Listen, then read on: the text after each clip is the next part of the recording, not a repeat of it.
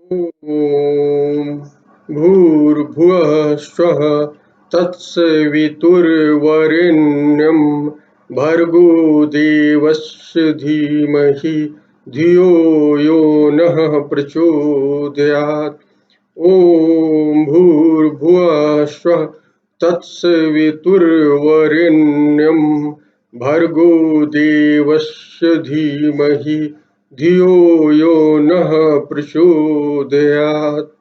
ॐ भूर्भुवः स्वः तत्सवितुर्वरेण्यं भर्गो देवस्य धीमहि धियो यो नः प्रचोदयात्।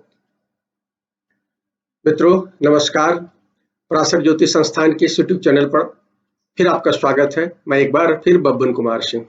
मित्रों आज जो है हम आपको गायत्री मंत्र अभी जिसकी जाप किया हमने 3 बार, इसकी कथा बताने जा रहे हैं और इससे जुड़े विश्वामित्र की और रामराज की। मूल रूप से विश्वामित्र गायत्री मंत्र के उद्भव को लेकर कई कहानियां कही जाती है, लेकिन यदि आप ऋग्वेद की ऋचाओं का और यजुर्वेद की ऋचाओं का अध्ययन करें तो आपको पता चलेगा कि कहीं न कहीं एक राम राज्य की कल्पना थी और विश्वामित्र ने इसमें एक अहम भूमिका निभाई और इसी के लिए गायत्री मंत्र का जाप हुआ था, गायत्री मंत्र का जन्म हुआ था। मित्रों गायत्री मंत्र पर आने से पहले हम आपको रामराज की थोड़ी सी चर्चा कर ले। रामराज है क्या? आज के जमाने में हम लोग बहुत रामराज की बात करते हैं। रामराज जो है पुरुषोत्तम राम से जुड़ा हुआ है और हमारे आराध्य राम है जो विष्णु के अवतार कहे जाते हैं, और हम मानते हैं कि हमारी सृष्टि में राम से बेहतर राजा नहीं हुआ है और हमारे यहाँ राम को राजा राम के रूप में पूजने की बहुत बड़ी प्रथा है। बेरछा में ये मंदिर भी है, मध्य प्रदेश के यूपी और मध्य प्रदेश के बॉर्डर पर बेरछा में राजा राम का मंदिर भी है। कारण कि हम मानते हैं कि राम जो है राजा के रूप में परफेक्ट राजा थे।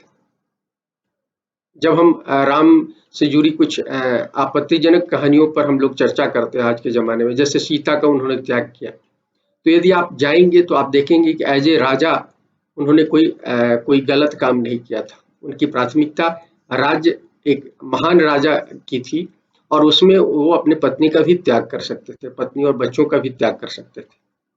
और ये कल्पना है जो आज भी हमारे जेहन में रची बसी हुई है। आज हम सारा गलत करें बावजूद हमको राजा जो चाहिए वो परफेक्ट चाहिए। हम इस बात पर ध्यान नहीं देते हैं कि हमारा आचरण कैसा है, लेकिन हमें अपना राजा हमेशा अच्छा चाहिए संयोग से। लेकिन हमें यहाँ इस बात को याद रखना चाहिए कि हम जो चाहते हैं उसके लिए तैयारी करनी होगी। और विश्वामित्र की जो कहानी है और खासकर गायत्री मंत्र से जुड़ी हुई कहानी है, उसी रामराज से जुड़ी हुई कहानी है। हमारे यहाँ मित्रों हम कोई भी काम करते थे, हम अपने पुराने जमाने की बात करें जिसमें लोकोक्ति कहानियों पुराण में जो उपलब्ध है या उपनिषदों में उपलब्ध है या ब्राह्मण ग्रंथों में उपलब्ध है या उससे पहले वेदों में उपलब्ध है, तो आप देखेंगे कि उस जमाने के जो ऋषि तुल्य लोग थे वो कोई भी काम करते थे उसके लिए पूरा अभ्यास करते थे। संतान प्राप्ति के लिए लोग महीनों अभ्यास करते थे और फिर उत्तम संतान प्राप्त करते थे। राजा दशरथ को संतान नहीं थी तो उन्होंने यज्ञ कराया था और फिर उनको संतान हुई। और इस तरह की ढेर सारी कहानियां आपको अपने पुराणों में, वेदों में, उपनिषदों में, ब्राह्मण ग्रंथों में मिल जाएंगी। तो लेकिन आज जब हम बात करते हैं रामराज की तो हम उसकी तैयारी की बात नहीं करते, और आज हम आपको इसी सिलसिले में गायत्री मंत्र के बहाने से वो कहानी बताना चाहते हैं कि कैसे रामराज की कल्पना विश्वामित्र ने ऋग्वेद काल में की थी। जो त्रेता युग से पहले सतयुग की कहानी है। कहा जाता है, आपको पता होगा, विश्वामित्र जो है क्रांतिकारी व्यक्तित्व थे। क्रांतिकारी व्यक्तित्व इसलिए कि उनकी पूरी कथा जो है, वशिष्ठ जो राम के अयोध्या, राम के समय में अयोध्या में उनके कुल गुरु भी रहे, और वो मूल रूप से वो है हमारे महान ऋषियों में उनकी गिनती होती है, और हमारे सप्त ऋषियों में उनकी गिनती होती है। हालांकि विश्वामित्र की भी गिनती होती है, और बहुत सारे कथाओं में विश्वामित्र को सबसे पहले रखा गया है। तो ये जो कहानी है विश्वामित्र की और गायत्री की भी कहानी कह सकते हैं, कि वो कहानी कहीं ना कहीं उस परंपरा की कहानी है जो ऋग्वेद काल में शुरू हुई थी, और वशिष्ठ और वो विश्वामित्र से जुड़ी हुई थी कहीं ना कहीं आरंभ में। विश्वामित्र जो थे, ये भरत कुल के राजा थे। इनके जो है कुशल के परपोते माने जाते हैं। कुशल भरत कुल के एक राजा हुए, प्रसिद्ध राजा हुए। कहा जाता है कि वो मानस पुत्र थे। उनको कई लोग बताते हैं कि मानस पुत्र थे ब्रह्मा के, और वो राज्य करते थे, और उसकी परंपरा में ये हुए। अब मूल रूप से गाधी पुत्र कहलाते हैं। तुलसीदास ने भी चर्चा की है, वाल्मीकि रामायण में भी मिल जाएगा आपको। तो आपको मूल रूप से मैं यहाँ बताना चाहता हूँ कि अपने यहाँ जो कथाएं हैं, खासकर ऋग्वेद से जो शुरू होती है, तो ये कथाओं का क्रम है। हमारे यहाँ जो कथाओं का जो क्रम है, जो हम अपने जनजीवन में आप पाएंगे, अलग अलग तरह से कही गई कथाएं, एक ही कथा को कई तरह से कही जाती है। तो उसमें आप देखेंगे कि वो एक कहानी जो है, जो ऐतिहासिक कहानियां जो शुरू होती है, वो कहीं ना कहीं ऋग्वेद से शुरू होती है। ऋग्वेद हमारा प्रथम वेद है। उसके बाद जो 4 वेद हैं, और उसके बाद आता है ब्राह्मण ग्रंथों का निर्माण हुआ हमारे यहाँ, जो वैदिक परंपरा की चीज है। उसके बाद आरण्यक ग्रंथों की रचना हुई, और फिर उपनिषद ग्रंथों की रचना हुई, और इसके बाद हम देखते हैं कि रामायण और महाभारत की रचना हुई है, और फिर जाकर पुराणों की रचना हम देखते हैं जो हमारे जनजीवन में है। तो सबसे ज्यादा पुराणों की कथाएं हमारे जनजीवन में प्रचलित है। तो लेकिन आप देखेंगे कि विश्वामित्र की कहानी भी, हम इसलिए चर्चा किया इस क्रम की, इतिहास के इस क्रम को बताया कि विश्वामित्र की कहानी भी ऋग्वेद से शुरू होती है, और उसका आपको पुराणों तक वर्णन मिलता है। ऋग्वेद के तीसरे मंडल का, ऋग्वेद के तीसरे मंडल में अधिकांश ऋचाएं जो है विश्वामित्र की है। और ये जो ऋचा है, ये जो श्लोक है, ये है तीसरे मंडल में 66वें सूक्त में, ये 10वां मंत्र है। ये क्या कहते हैं, गायत्री मंत्र का। लेकिन इसका जो शुरुआती है, ओम भूर्भुवः स्वः, ये जो है, ये यजुर्वेद से लिया गया है। ये यजुर्वेद से लिया गया है। यजुर्वेद में भी विश्वामित्र की कुछ रचनाएं हैं, तो ये यजुर्वेद से उसको जोड़ा गया है। मूल जो विश्वामित्र की रचना है, वो शुरू होती है तत्सवितुर्वरेण्यं भर्गो देवस्य धीमहि धियो यो नः प्रचोदयात्। तो ये जो है, ये है गायत्री मंत्र का ये हिस्सा है, सीधे सीधे ऋग्वेद से लिया गया है। और गायत्री का ये जो हिस्सा है, कहा जाता है कि गायत्री से हमको सब चीज की प्राप्ति होती है। लेकिन मूल जो कामना है गायत्री में, सद्गुण की कामना है। कारण कि यदि गायत्री मंत्र का अर्थ यदि आप समझे, तो इसका अर्थ कहा गया है कि उस प्राण स्वरूप, दुखनाशक, सुख स्वरूप, श्रेष्ठ, तेजस्वी, पापनाशक, देव स्वरूप परमात्मा को हम अपने अंतरात्मा में धारण करते हैं।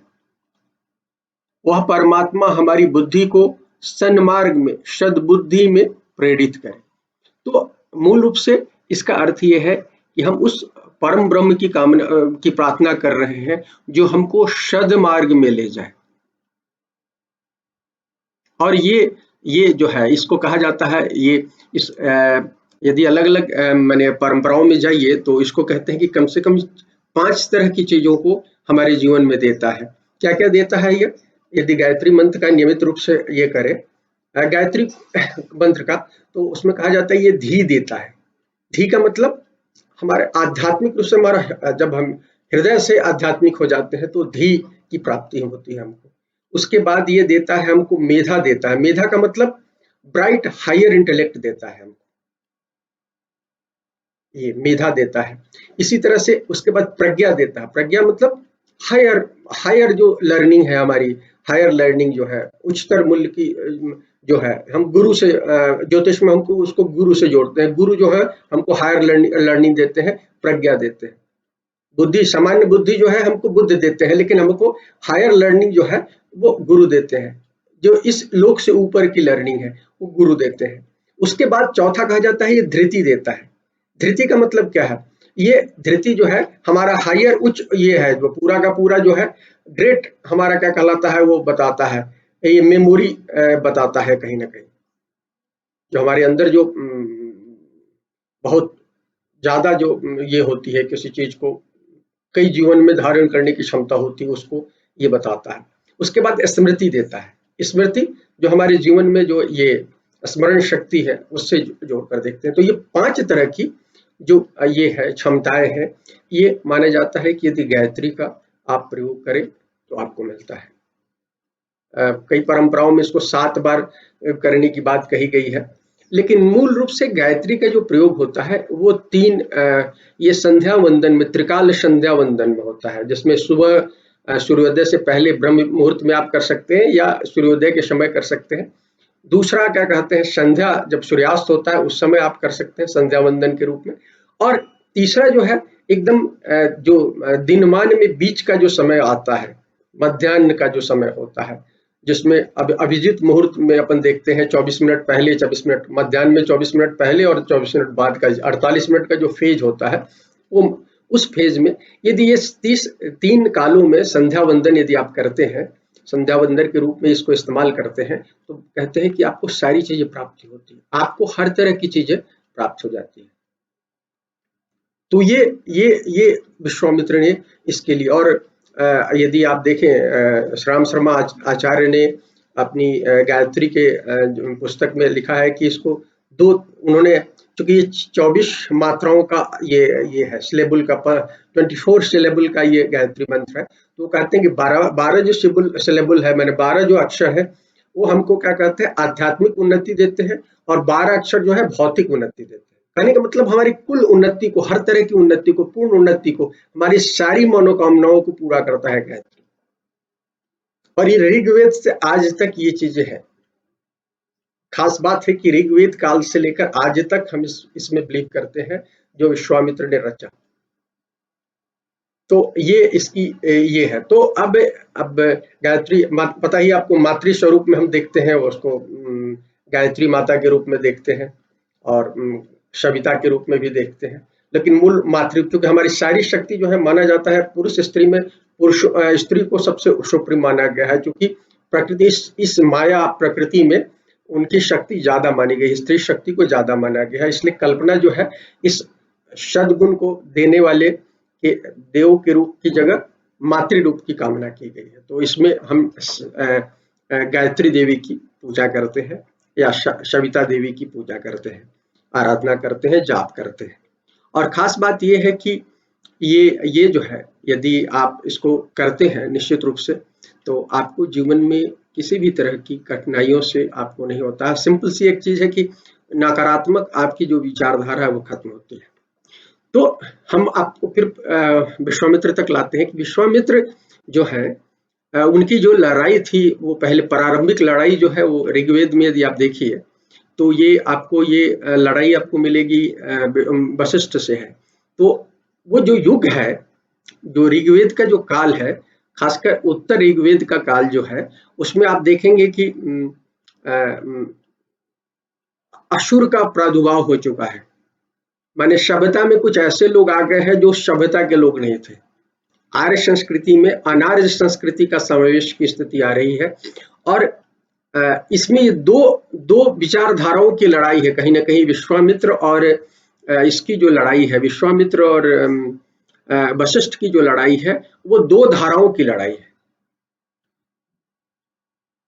माने वशिष्ठ जो है पुरानी धारा, शुद्धतावादी विचारधारा के प्रतीक है, जो चाहते हैं कि किसी भी अनार्य को शामिल नहीं किया जाए आर्य संस्कृति में।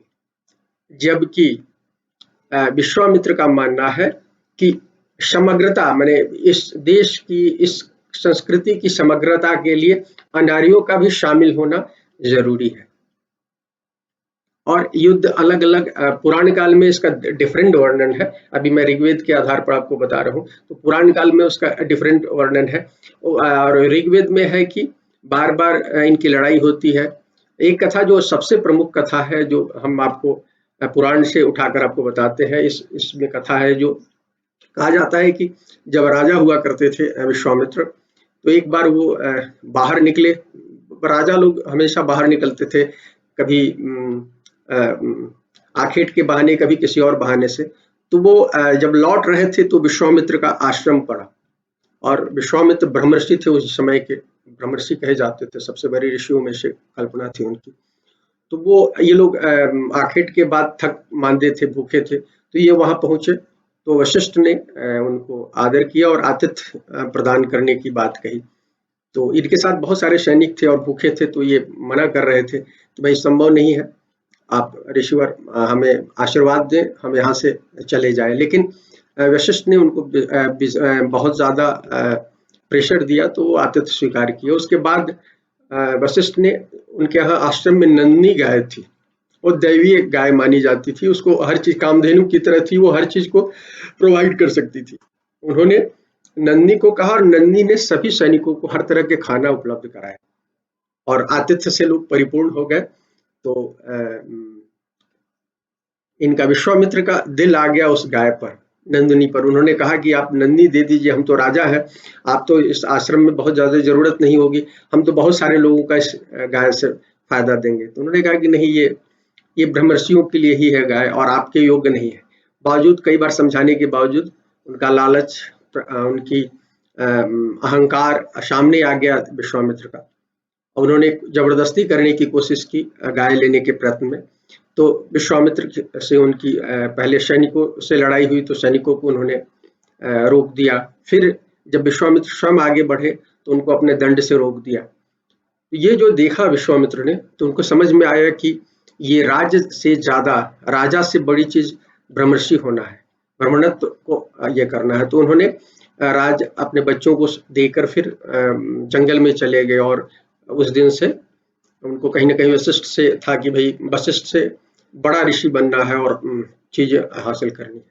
उसके बाद प्रतिद्वंदिता होती है, कई कहानियां हैं उसमें कि भाई वशिष्ठ को मारने जाते हैं। उसमें ये कहा जाता है कि वशिष्ठ के कई पुत्रों को, हजारों पुत्रों को मार दिया, और इस तरह से। और वशिष्ठ, लेकिन अल्टीमेटली जब वशिष्ठ से लड़ाई होती है, वशिष्ठ फिर से हरा देते हैं उनको अपने ब्रह्म ज्ञान से, ब्रह्म चीजों से। तो अंतोगत्वा वो हजारों साल की तपस्या करते हैं। इस बीच में मेनका वाले प्रसंग आता है, जिसमें शकुंतला उनकी बेटी हुई है, जो कनु ऋषि के आश्रम में पली, और उसका दुष्यंत और उससे वास्ता है, आपको पता होगा स्टोरी, उस पर अभी चर्चा नहीं करेंगे। तो फिर वो ब्रह्मा जी प्रसन्न होते हैं, उनको आशीर्वाद देते हैं, लेकिन कहते हैं कि आपको वशिष्ठ से ही अंतिम, आपको ब्रह्मर्षि, जो सबसे बड़ी ऋषियों की संज्ञा होती थी, 5 तरह के ऋषियों की संज्ञा कही गई है, ऋषि से लेकर ब्रह्मर्षि तक। तो आपको ब्रह्मर्षि के लिए आपको अल्टीमेटली आपको उनसे, वशिष्ठ से, ऋषि वशिष्ठ से ही, ब्रह्मर्षि वशिष्ठ से ही आपको लेनी होगी।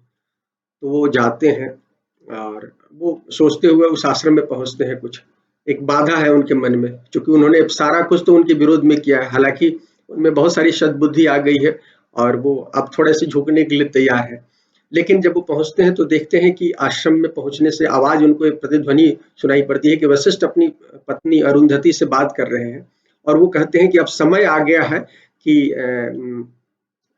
विश्वामित्र को ब्रह्मर्षि बना दिया जाए, और मैं कोशिश कर रहा हूं कि उनको इसमें हेल्प करूं, सहायता करूं। तब ये सुनते हैं तो उनको बहुत आश्चर्य होता है, और वो बड़े लज्जित होते हैं और उनके पैर पकड़ लेते हैं। और उसी समय एक कथा का एक रूप है कि भाई उनको जैसे ही वो होते हैं तो उनको ब्रह्म ज्ञान उनको मिल जाता है, ब्रह्मर्षि का वो सारा चीज जो होने के लिए चाहिए। और उस समय उनको गायत्री, जो पूरे विश्व, अखिल विश्व का जो ज्ञान जिसमें है, अखिल विश्व को बताने वाली जो चीजें हैं, सारी चीज गायत्री में है, तो वो उनको ज्ञान होता है, और गायत्री का पहला एक तरह से दर्शन होता है, और फिर वो दुनिया को गायत्री देते हैं। तो ये गायत्री की पुराणकालीन जो व्याख्या है। लेकिन जो ऋग्वेद काल की बात आती है, जिसकी हमने कहा कि दो धाराएं थी, एक धारा थी जो मानती थी कि दस्युओं को, असुरों को ये जो शूर संस्कृति है, जो आर्य संस्कृति है, इसमें शामिल नहीं किया जाए, और उसको जो वशिष्ठ उसके नेतृत्व करता था। और इस अभियान में कुछ ऐसी घटनाएं होती हैं कि जब वो पढ़ने अगस्त ऋषि के आश्रम में रहते हैं तो पढ़ने जाते हैं, तो किसी दस्यु ने अपहरण कर लिया है, फिर दस्यु की बेटी से इनका प्यार होता है, फिर उसकी सहायता से दस्युओं को मारते हैं और फिर वो वापस लौटते हैं, उससे शादी करते हैं। तो अल्टीमेटली भरत कुल के लोग, उसकी उनकी माँ तक भी उनकी इसमें विरोध में आ जाती है। स्वयं वशिष्ठ तो है ही, और भी दो और जो ऋषि है, कहा जाता है कि अगस्त ऋषि भी उनके खिलाफ आ जाते हैं, और भी कई ऋषियों की कहानी है कि वो खिलाफ में आ जाते हैं, लेकिन प्रयत्न करते रहते हैं। और अंत में कहानी का जो आप यदि ऋग्वेद के अंतिम और खासकर यदि आप यजुर्वेद तक आए आप, तो आपको पता चलता है कि एक वो हो गया है, क्या कहते हैं, वशिष्ठ के साथ वशिष्ठ भी कुछ चीजों को स्वीकार करने लगे हैं। और सारे जो सप्तऋषियों लोग हैं अलग अलग जगहों पर है। सप्तऋषियों में आपको पता है विश्वामित्र सबसे पहले कहे गए हैं, तो फिर अत्रि ऋषि है जो प्रयाग के आसपास में है, फिर क्या कहते हैं उधर साउथ में अगस्त ऋषि है। तो इन सब लोग आपस में एक ऐसे राज्य की कल्पना करते हैं जिसमें जो तमस आ गया है, जो एक मिश्रण आ रहा है, उसको खत्म किया जाए और एक सांस्कृतिक उत्थान हो। तो उसके लिए सत्व तत्व को का आवाहन करना है, और तब जाकर ये इसका क्या कहलाता है की रचना होती है। इसमें ऋग्वेद में इसकी रचना होती है, और तृतीय मंडल के 66वें सूक्त में 10वें श्लोक के रूप में इसकी रचना हम देखते हैं। और बाद में हम देखते हैं कि इसमें यजुर्वेद में का कुछ हिस्सा जो है, जो ओम भूर्भुवः स्वः, माने तीन लोगों की, ओम भूर्भुवः स्वः, ये तीन लोगों की कल्पना है। तीन कौन से लोग हैं? पहला हमारा पृथ्वी लोक है, दूसरा हमारा क्या कहते हैं वो है पितृलोक जो अंतरिक्ष बोलते हैं, और तीसरा है स्वर्ग लोक है जहां हमारे देवता रहते हैं। तो इन तीनों लोगों की बात की जाती है। और कहा भी जाता है, गायत्री को कहा जाता है कि त्रि है, क्या कहते हैं, गायत्री जो है तीन उसमें से जोड़ा जाता है, त्रिपदा बोलते हैं इसको, स्फुट त्रिपदा गायत्री के रूप में देखते हैं।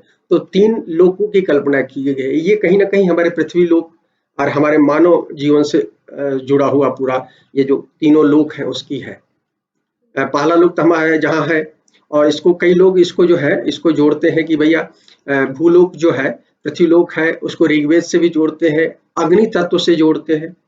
पार्थिव जगत और जागृत स्थिति जो है, हमारी जो जागरण की स्थिति, हम जो आपसे बात कर रहे हैं इसमें हम जागरण की स्थिति में, आप हमको सुन रहे हैं, जागृत स्थिति है। दूसरा है भुआ, भुआ जो है हमारे अंतरिक्ष या पितृलोक को बताता है, चंद्रमा से जुड़ा हुआ जो है। तो उसमें यजुर्वेद से अपन जोड़ते हैं, उसको यजुर्वेद से जोड़ते हैं, वायु तत्व से जोड़ते हैं, प्राणात्मक जो हमारी जो दुनिया है उससे जोड़ते हैं, स्वप्न अवस्था जो है हमारी, जो सुषुप्त अवस्था जो स्वप्न अवस्था है उससे हम जोड़ते हैं, इसको हम जोड़ते हैं। और जहां तक स्व की बात है, माने ओम भूर भुवः स्व, तो स्व जो है स्वर्ग लोक को कहता है, और इसको हम सामवेद से जोड़ते हैं। और आदित्य जो 12 आदित्य जिसको कहते हैं, उस 12 आदित्य से जोड़ते हैं। कई लोग इसको मनोमय जगत भी बोलते हैं, एस्ट्रल से जोड़ सकते हैं। और ये कहीं ना कहीं हमारी पिछले जन्म और सारी चीजों से, जो एक 12वें भाव से आप कह लीजिए कुंडली के, उस भाव से अपन जोड़ते हुए देखते हैं। तो इस तरह से भी गायत्री को जोड़ा जाता है। और आप देखिए अलग अलग परंपराएं हैं हमारे यहाँ। हमारा क्या है, सनातन धर्म है। सनातन धर्म में हमने अलग अलग समय में अलग अलग चीजें जोड़ी हैं। सनातन धर्म कोई एक समय में माने एस्टेब्लिश्ड धर्म नहीं है, जहां तक हमारी जो समझ बनी है। और हमने हमेशा क्या कहते हैं अपने उत्थान के लिए कोशिश की है, हर युग में इसके उत्थान की कोशिश की है। भले वो सतयुग से हम आज कलयुग में है, बावजूद हर युग में कुछ न कुछ चीजें होती रही हैं। और इस चीज को गायत्री को इन्होंने लाया है। तो उस समय जो ये जो सप्तऋषि की हम बात कर रहे थे कि सप्तऋषियों ने जब आपस में फिर विश्वामित्र और वशिष्ठ और दूसरे ऋषियों में एक लेवल पर लोग आकर सोचने लगे। जब जब विश्वामित्र की कुछ चाहत थी और वशिष्ठ की चाहत थी, दोनों झुके। कहानी तो यह है कि हर बार वशिष्ठ के साथ हार होती है, कहानी यही बताया गया। पुराणों में तो बहुत ज्यादा इस चीज को जोड़ दिया गया है। लेकिन अल्टीमेटली देखिए क्या हुआ है, असुर असुर लोग जो थे या जो गैर आर्य लोग थे, वो किसकी पूजा करते थे? वो रुद्र की पूजा करते थे। आप देखिए शुरुआती क्या कहते हैं ऋग्वेद में, रुद्र की क्या है, रुद्र को आप बहुत स्मॉल डेटी के रूप में देखते हैं आप चीजें, लेकिन बाद में आप देखते हैं कि रुद्र हमारे महत्वपूर्ण हो गए हैं देवता, और त्रिदेवों में उनको शामिल कर लिया गया है, ब्रह्मा विष्णु महेश, संहारकर्ता के रूप में। और हम लोग का जो कंसेप्ट है वो कहीं ना कहीं अनार्यों को हम संहारात्मक शक्ति से जोड़ते हैं, क्योंकि हमारी जो सृष्टि है उसमें वो कहीं ना कहीं विनाश के कारण हेतु बनते थे। और उसमें विश्वामित्र जो थे उसके साथ दोस्ती करके समग्रता लाना चाहते थे। वशिष्ठ जो थे वो कहीं ना कहीं शुद्धतावादी स्थिति है। तो अल्टीमेटली आप देखेंगे कि जो विश्वामित्र चाहते थे अल्टीमेटली चीजें हुई, इसलिए विश्वामित्र को क्रांतिकारी कहा गया है और उस क्रांति से जुड़ा हुआ ये मंत्र है। इसलिए देखिएगा कि भारतीय आधुनिक युग में जब आजादी मिली है, या आजादी से पहले विद्यानंद सरस्वती जैसे लोग भी, वो लोग भी गायत्री मंत्र को बहुत ज्यादा तरजीह देते थे। जो लोग कहीं इतर ढंग से क्या कहते हैं, हिंदू धर्म की, सनातन धर्म की जो मूल व्यवस्था है उससे थोड़ा सा इतर जाकर कुछ उन्होंने परंपराएं एस्टेब्लिश की, उसके बावजूद वहां भी गायत्री मंत्र का बहुत ज्यादा जोर है। कारण कि गायत्री मंत्र में सत्व तत्व की बात की गई है। हालांकि अब बहुत लंबा वीडियो हो गया, मैं आज उस पर ज्यादा चर्चा नहीं करूंगा। मैं केवल ये चाहता हूं कि उस जमाने में ऋग्वेद काल में जब विश्वामित्र ने और सप्त ऋषियों ने जब कामना की और लंबी साधना की, और गायत्री जैसे मंत्र जो है अखिल विश्व में, जब उस गायत्री मंत्र को अखिल विश्व से आम लोगों से जोड़ा, तब जाकर एक अगले युग में, सतयुग से आगे बढ़कर क्या कहते हैं, त्रेता युग में राम का अवतरण हुआ और राम राज स्टेब्लिश हुआ। सतयुग में हम राम राज की नहीं देखते, हम दूसरे युग में हम देखते हैं राम राज होता है। तो ये बहुत महत्वपूर्ण बात है कि हमको इस बात को ध्यान देना चाहिए कि रामराज की जो है वो सतयुग से कल्पना हुई है। जो तामस प्रभाव सतयुग में आ गया था उसको कम करते हुए हम राम के युग में, त्रेता युग में आकर हम देखते हैं कि ये होती है। अब कब होता है, जब रावण जैसा क्या कहलाता है राजा जो तामसिक प्रभाव को बढ़ाए हुए था, तो उसको खत्म करके रामराज की स्टेबिलिटी होती है।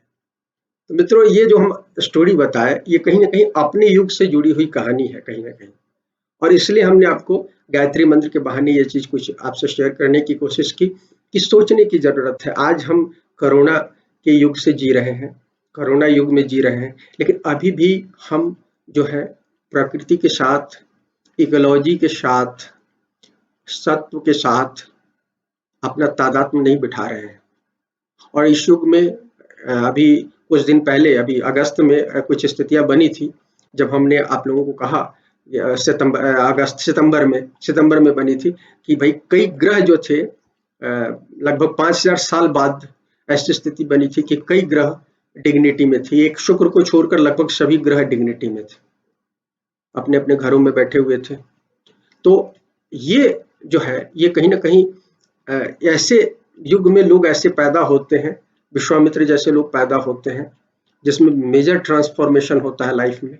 राजा से वो ब्रह्म हो जाते हैं और ब्रह्मर्षि का पद हासिल करते हैं, और इस संसार के लिए, अखिल विश्व के लिए एक ऐसा वातावरण तैयार करते हैं जिससे रामराज तैयार हो। तो मित्रों, केवल रामराज जो है कल्पना में नहीं है, रामराज बनाने के लिए हम सबको मेहनत करने की जरूरत है, अपने आत्मा को बदलने की जरूरत है। ये संसार 3 गुण का है, सत्व, रजस, तमस, सत्व। तो ये 3 गुणों का है। इसमें यदि सत्व तत्व बढ़ेगा तो इस पृथ्वी पर हमारा जीना ज्यादा बेहतर होगा, हम ज्यादा बेहतर ढंग से जी सकते हैं जिस रामराज की हम कल्पना करते हैं।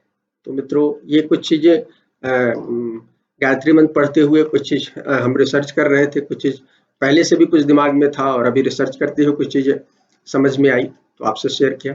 यदि वीडियो पसंद आए तो लाइक करें, शेयर करें हमारे चैनल को, हमारे वीडियो को, और हमारे चैनल को सब्सक्राइब करें। शुक्रिया मित्रों।